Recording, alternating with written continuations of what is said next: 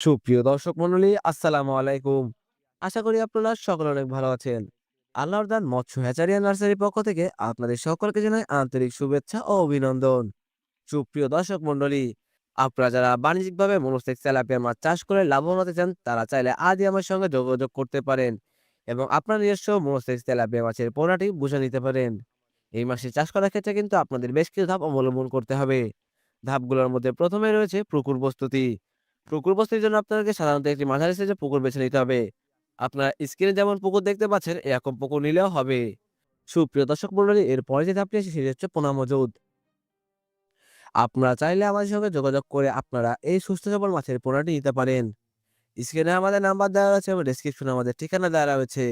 আপনারা চাইলে আজই আমার সঙ্গে যোগাযোগ করে এই মাছের পোনাটি নিতে পারেন।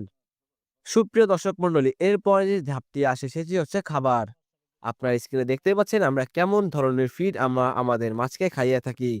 ঠিক এমন পোনা এবং এমন ফিড হলে আপনারা কিন্তু খুবই অল্প দিনে আপনাদের নিজেদের আর্থিক অবস্থার পরিবর্তন করতে পারবেন এবং হতে পারে এই মাছটি আপনার সফলতার চাবিকাঠি।